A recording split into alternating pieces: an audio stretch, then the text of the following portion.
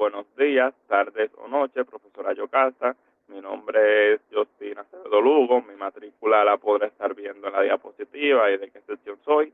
Y mi tema es Historia del Sistema Internacional. Este sistema es fundamental para las mediciones científicas, tecnológicas y comerciales en todo el mundo. Fue creado en 1960 durante la 11ª Conferencia General de Pesas y Medidas y es como una evolución del sistema métrico, ya que había comenzado durante la Revolución Francesa. Este sistema fue creado para resolver la falta de uniformidad en las mediciones, ya que antes de su creación cada país contaba con su propio sistema de medidas, lo que a la hora de comparar y compartir información lo hacía mucho más difícil. Gracias al SI, ahora todas las mediciones son comparables y uniformes a nivel global. Y esto ha sido como que esto ha sido un avance crucial para los científicos y para el comercio internacional.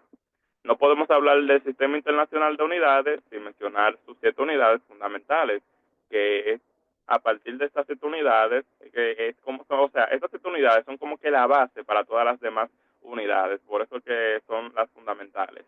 Estas unidades, cada una mide una magnitud física diferente y la podemos utilizar en situaciones cotidianas y científicas. A continuación les estoy mostrando cuáles son estas 7 unidades y le daré como que un pequeño ejemplo de cada una. Por ejemplo, el primero, que es el metro, que se representa con una M, que mide la longitud. Esta la utilizamos cuando queremos saber la altura de una persona, la longitud de una habitación o la distancia entre dos ciudades. Luego tenemos el kilogramo, que se representa por una K y una G, que mide la masa. Esta la utilizamos cuando queremos saber el peso de una persona, de una bolsa de arroz, de una caja de supermercado, cuando queremos saber el peso de cualquier cosa en general. Luego tenemos el segundo, que está representado por una S, que mide el tiempo. Esta la usamos en cualquier situación en la que queramos conocer la duración de algo, ya sea la duración de una canción, el tiempo de una carrera o simplemente para medir los minutos y segundos del reloj. Luego tenemos el amperio, que está representado con una A, que mide la corriente eléctrica. Esta la utilizamos para medir la cantidad de corriente que fluye en un electrodoméstico, o sea, como por ejemplo en una lavadora o en el cargador de un celular.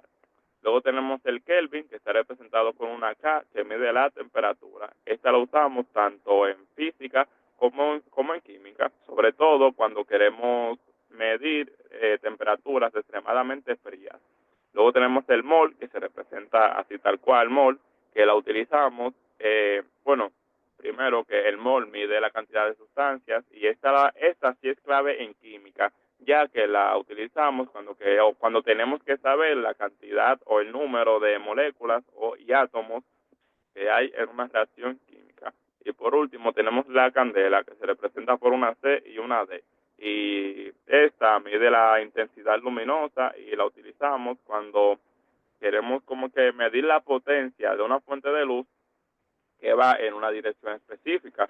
Por ejemplo, una bombilla o el faro de un coche. Bien, de estas 7 unidades fundamentales es que están las derivadas, que las derivadas no son más que unidades que están compuestas por más unidades, como por ejemplo podemos tener al Newton, que es la fuerza, que de esta sale, o sea, esta se consigue combinando el kilogramo, el metro y el segundo.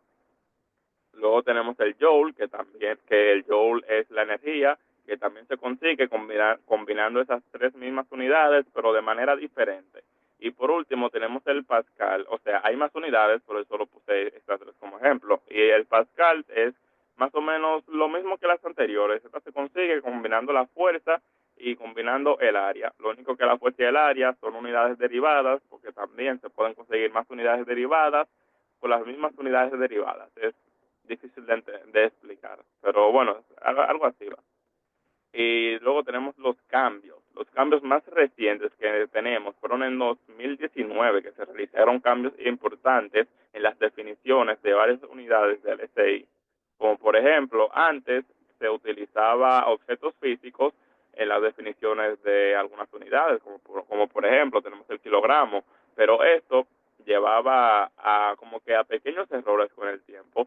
Entonces, ahora el kilogramo, por ejemplo, se define utilizando la constante de Planck, que gracias a esto, ahora las unidades son, ahora las mediciones, mejor dicho, son como que más estables y precisas.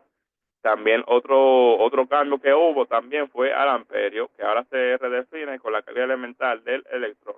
Estos cambios son importantes a las unidades del SI, ya que hace que sean más precisas y confiables en un futuro. Luego, y ahora usted se preguntará, bueno, pero ¿cuál es la importancia del SI? Bueno, la importancia del SI es que nos permite que todas las unidades sean uniformes y comparables a nivel global.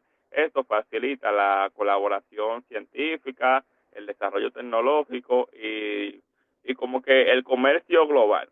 Otro cosa, o sea, otro dato que también hace que esto sea mucho más importante es que si todos utilizamos el mismo sistema para medir, para hacer las mediciones, se nos facilita muchísimo, pero muchísimo más o sea, para poner un ejemplo más claro, esto es como si todos habláramos el mismo idioma. Si todos hablamos el mismo idioma, sería mucho más fácil comunicarnos y no nos haría falta aprender otro idioma para poder comunicarnos con los extranjeros. Pues lo mismo vendría ocurriendo aquí. Ya gracias a que todos utilizamos el mismo sistema, pues ya los científicos no tienen que venir, pero ven acá, o sea, no tienen que pensar como ven acá, pero yo para estudiar como Middle en Suiza, por ejemplo, tengo que estudiar su sistema, no, o sea, ya gracias a esto ya todos utilizamos el mismo y esto facilita mucho más el procedimiento. Y bueno, en conclusión, el SI es mucho más que un conjunto de medidas, es una herramienta esencial que garantiza la precisión y la coherencia en la ciencia, la tecnología y el comercio a nivel global. Bien, hasta aquí ha sido mi exposición sobre el SI, espero que le haya gustado y para no hacer esto más largo, ya aquí me despido.